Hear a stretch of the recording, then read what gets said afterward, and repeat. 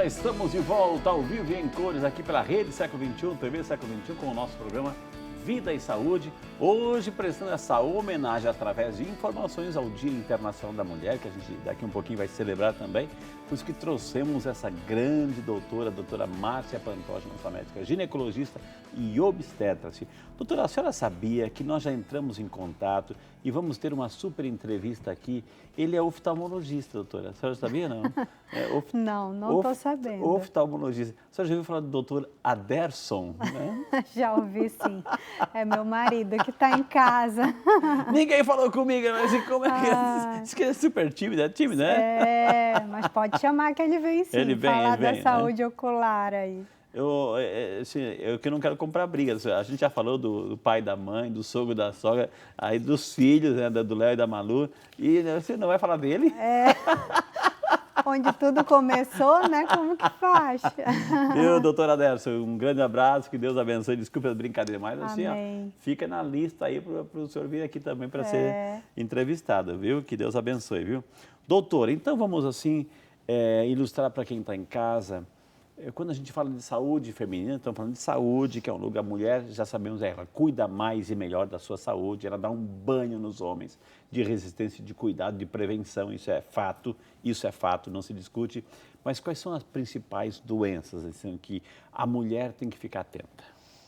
Vamos começar pela adolescência até a gente chegar na menopausa. Fique à vontade, doutora. São muitas doenças, né, Frei? Mas eu acho que algumas coisas pontuais, por exemplo, no período da adolescência, realmente a síndrome dos ovários policísticos, em que essa mulher, essa menina, adolescente e mulher também tem, né, alterações menstruais, então ela apresenta irregularidade menstrual. A senhora vai falando, doutora, a gente tem uma tela, inclusive, do síndrome, ela está lá, ó. Ah, ótimo. Pode falar, então, doutora. A gente tem alterações menstruais, Tá.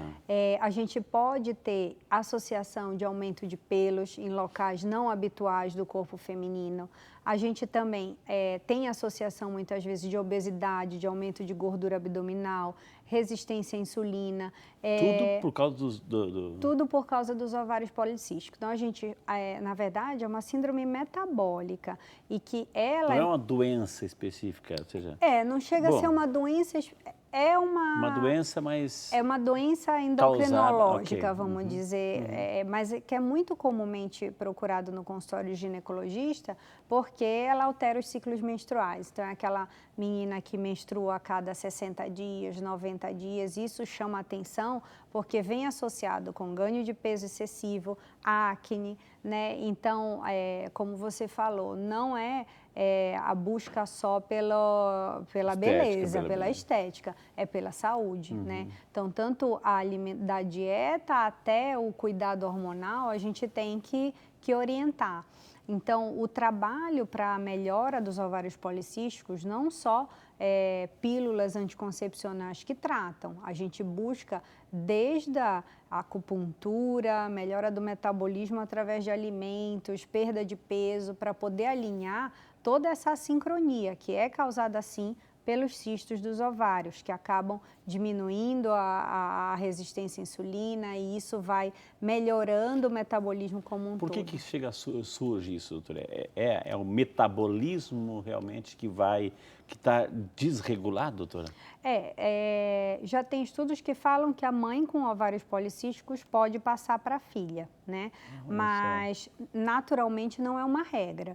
Ela pode ter nascido com um conjunto de folículos maiores do que o habitual e isso pode ter desenvolvido esse problema metabólico sem ter associação genética, né?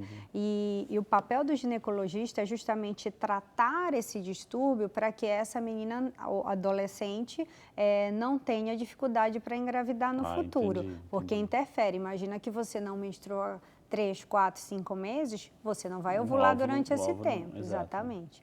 Então, está tudo interligado. Então, para que a gente oriente essa parte metabólica, a gente precisa alinhar, né? Passando um pouquinho do ovário policístico, eu pensaria em falar um pouco, a gente já comentou do HPV, mas dos próprios corrimentos vaginais, né? Tem tela aí, diretor? Corrimentos vaginais? Tem que ter. Ok, pode falar, doutor, pode, por favor. Que são, na verdade, alterações que podem acontecer e comumente acontecem no período da adolescência por causa dos hormônios. Então, mudam o pH vaginal e essa menina acaba aparecendo com mais secreção, muitas vezes com odor, com coceira. Então, a busca também no nosso consultório, nessa faixa etária, é muito por causa desse tipo de problema, né? Então, a gente vai da higiene ao uso da medicação específica, a orientação com cuidado, inclusive, da própria higiene em casa. Tem muita gente que costuma lavar a sua própria lingerie com sabonetes muito perfumados. Então, isso tudo interfere no pH vaginal e com o surgimento de corrimentos e coisas mais desagradáveis durante esse período. Entendi. Né? Eu acho que partindo daí, o que mais a gente poderia falar? A respeito falamos do ovário policístico, dos corrimentos, eu acho que... Infecção urinária, talvez? Sim, as infecções urinárias que são muito comuns dos 20 aos 40 anos, porque é a fase em que o aumento hormonal ele é sincrônico ou dissincrônico, dependendo da fase que você está. Mas a proximidade do ânus, vagina e uretra na mulher, ela aumenta a incidência da infecção urinária, com certeza, nas mulheres, né? Okay. Então, por isso que a dor ao fazer xixi, muitas vezes associada à urina mais escura, se você deixa passar o sintoma, até a febre pode vir, né, associada a uma infecção renal. Então, isso tudo precisa ter cuidados, né? A gente tem pacientes que têm infecção urinária de repetição há pelo menos 3 episódios anuais, então que a gente tem que buscar qual que é a principal causa, né? Não é só buscar a bactéria, mas se preocupar com como essa mulher está fazendo a higiene, né? Por isso a gente lembra lá do bebê, sempre limpar primeiro a uretra de frente para trás, porque é muito comum essa contaminação fecal, vaginal com a cavidade uretral, que está tudo próximo, né? Então, até a ingestão de alimentos, então a gente sempre ouve, mas o chá da casca do abacaxi melhora a resistência às infecções urinárias? Sim, porque você deixa o pH mais ácido, isso dificulta a ascensão das bactérias. Então, são cuidados no dia a dia, a ingestão de 2 litros de água por dia, que a gente acha que são desnecessários, não só na mulher, no homem também, para diminuir o risco de cálculos renais, tudo. Então, isso está envolvido na saúde mesmo como um todo. Né? Uma palavrinha, talvez, doutora, sobre a candidíase. Então, a candidíase dentro dos corrimentos vaginais, ela é um fungo que pode aumentar na flora vaginal, ela já está presente na flora vaginal, mas principalmente após o uso de antibióticos. Então, às vezes, essa mulher, eu tratei uma infecção de garganta, usei antibióticos durante 10 dias, 14 dias, e aí aparece com ardência ao fazer xixi, corrimento com secreção esverdeada. Então, você vai ver e simplesmente o fungo que acabou crescendo por conta da morte das bactérias com os antibióticos. Então, é tudo sincronizado.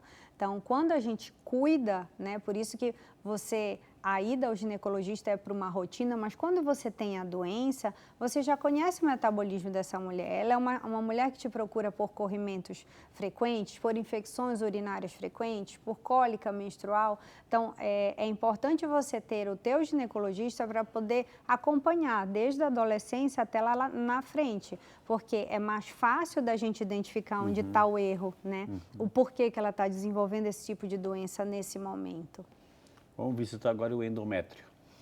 Vamos pensar um pouquinho no endométrio, né? Eu há pouco tempo falei um pouco de endometriose, e que é de onde surge a própria doença, né? Então, o endométrio é a camada do sangramento menstrual. Então, quando ele se implanta em locais anômalos, ele pode causar doença inflamatória, que é a endometriose, que causa cólica menstrual intensa, né? Que é uma queixa frequente no consultório, e a gente sempre está atento porque a endometriose é uma doença de diagnóstico difícil. Muitas vezes a cólica menstrual é taxada como normal, E essa mulher passa por vários ginecologistas até chegar a um diagnóstico mais fiel, né? Então, realmente é uma implantação do endométrio fora da cavidade, que causa sangramentos fora da cavidade no período menstrual e por isso a dor abdominal, distensão, ela é existente, a dor na relação sexual. Por quê? Porque essa área que deve descamar via vaginal, ela está localizada em outros locais, causando desconforto similar ao desconforto menstrual, né? Então, o cuidado da rotina ginecológica também é para atenção a todas as doenças que a gente pode prevenir, né? Então, também a doença inflamatória, não só a endometriose, muitas doenças reumatológicas acabam se associando com a endometriose, porque existe o fator autoimune envolvido. Okay. Então, a gente tem que cuidar dessa saúde a cada dia, porque um ano a mulher tem uma queixa, no outro ano ela volta com outra, e você fala, opa, ela nunca teve isso. Então, a gente precisa alinhar para saber o que mudou na vida, o estresse, a alimentação, né, a ausência do cuidado com a própria saúde pode determinar o aumento ou diminuição de uma coisa ou de outra. Ora, se queixa disso, ora se queixa de outra coisa, e uma dessas outras coisas pode ser também um mioma uterino, doutora. Sim.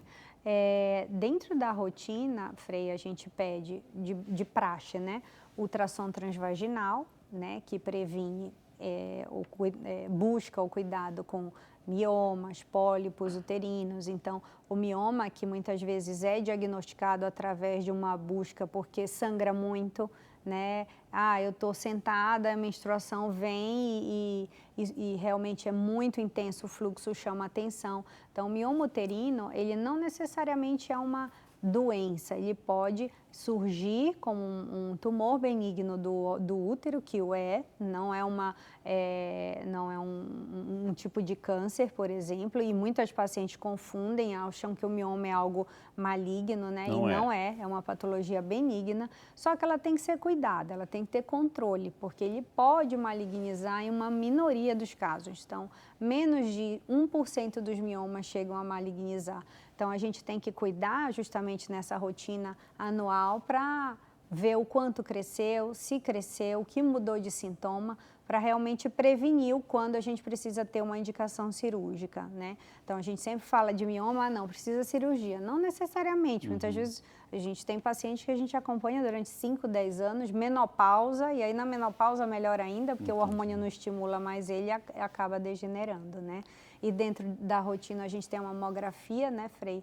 Que aí a gente pode lembrar um pouquinho do câncer de mama, né? Que é a primeira alteração oncológica, então realmente na mulher, que a gente tem que se preocupar. Então é o câncer que mais a gente busca para evitar, por isso as campanhas de mamografia, que tem que acontecer a partir dos 40 anos. Não só no Outubro Rosa, né? Sim, sempre, você viu pela entrevista delas, elas buscam também para buscar o cuidado com a mama, né? Então, a gente tem que cuidar do câncer de mama, a gente tem que cuidar do câncer de colo do útero com o Papa Nicolau, que é a forma de prevenir. E são os 3 exames que a gente mais busca durante a rotina ginecológica, né? Além dos exames de sangue, né? Então, para buscar diagnóstico de menopausa nas mulheres que já estão se aproximando de 45 a 55 anos, se essa menopausa já está próxima ou não, né? Entendi. E a partir da idade do climatério, Frei, que é 40, 45 anos, a gente cuida muito também do risco de osteoporose lá na frente. Isso que eu ia perguntar, ou seja, com o passar do tempo o osso vai ficando mais poroso, né, doutora? Então, conforme a gente vai tendo a diminuição da ação hormonal na menopausa, então o estrógeno, a falta dele acaba deixando o osso menos resistente, né? E a gente busca essa pesquisa através da densitometria óssea, né? Que a gente geralmente indica a partir dos 60 anos, né? Antes disso, em pacientes de risco, então, fumantes, mulheres com IMC muito baixo, muito magras, mulheres caucasianas, que fazem uso de bebida alcoólica diária. Então, são pacientes de risco para desenvolver osteoporose. Então, a gente cuida para que a gente previna. Então, não é vir com uma densitometria normal, não veio normal, mas veio já com uma diminuição de massa óssea, então você já indica a ingesta maior de cálcio ou muitas vezes tomar o cálcio diariamente com a vitamina D para prevenir a progressão da doença. Entendi, mas sempre isso que eu ia perguntar, doutora, assim, a gente vê uma enxurrada de propagandas, etc., de cálcio, etc., né, que tem que ter um controle, tem que ter uma orientação, porque pode ser um efeito colateral.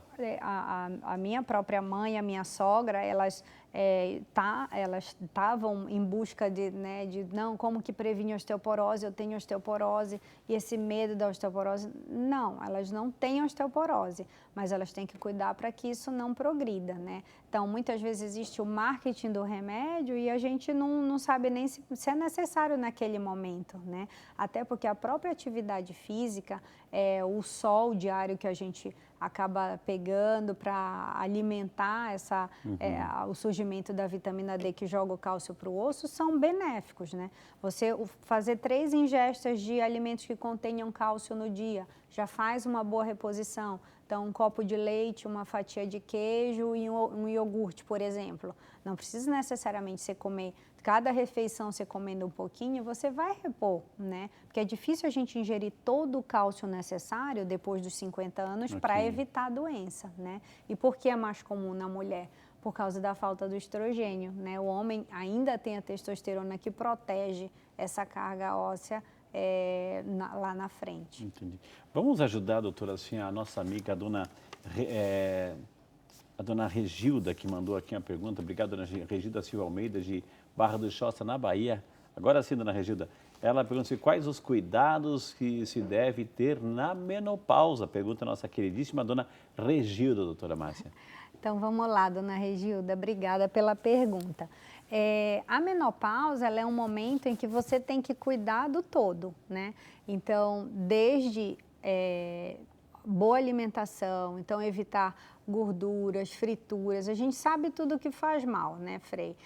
Os doces, por quê? É um momento que os hormônios, eles estão cada vez mais diminuindo, né? Então, a gente precisa buscar mexer o corpo também para melhorar esse metabolismo. Então, a atividade física é importante? Sim. Cuidados com as rotinas habituais do dia a dia também, né? A reposição hormonal, ela é indicada nos casos se ela tem sintomas, né? No caso aí ela não refere se tem ondas de calor, nada disso. São os cuidados básicos, assim. Eu acho que mais a dieta e a rotina dela, né, mamografia, ultrassom anual, Papa Nicolau, são os pontos mais importantes nessa fase. Juntamente com essa pergunta da dona Regilda, a dona Terezinha Peixoto Bonfim Maciel, de Rio das Ostras, Rio de Janeiro. Obrigado, dona Terezinha, um beijo para a senhora, que Deus abençoe, viu? Pessoa que já tirou o útero, precisa fazer exame ginecológico anual? Nesse caso também, entrou na menopausa, precisa ir na ginecologista, tirou o útero, etc. Precisa passar? Responda, sim, a dona Terezinha. A dona Terezinha já quer se esquivar da rotina, né? Mas o principal é a mama, né? Como a gente falou, a principal doença oncológica da mulher é a mama, né? Então, ter tirado o útero não quer dizer que não precisa ir no ginecologista. Tem que ir, tem que fazer sua mamografia, tem que fazer Papa Nicolau pelo menos a cada 2 anos, porque tirar o útero às vezes deixou o colo do útero. Então, isso a gente só sabe examinando, né? E fora, a partir dos 60 anos, ela também tem que procurar prevenção de osteoporose. Então, ela precisa, sim, passar anualmente. Que maravilha, gente, como é bom perguntar, viu? Eu vou chamar o intervalo, recordando aqui os nossos produtos, enfim. Mas aí, depois do intervalo, uma das grandes queixas, doutora, assim, que vem nesse período também já, é a famosa depressão, né? Como lidar com isso, como trabalhar, porque muitas sentem depressão, 50 anos de casamento, de repente ele já foi embora porque a mulher vive mais, etc. Então, as perdas, os lutos, o ninho vazio, né? Ou seja, a solidão, isso gera quadros, muitas vezes, de depressão. Como também lidar com isso no próximo bloco aqui no Vida de Saúde. A gente volta já só para você. Vai ligando, viu?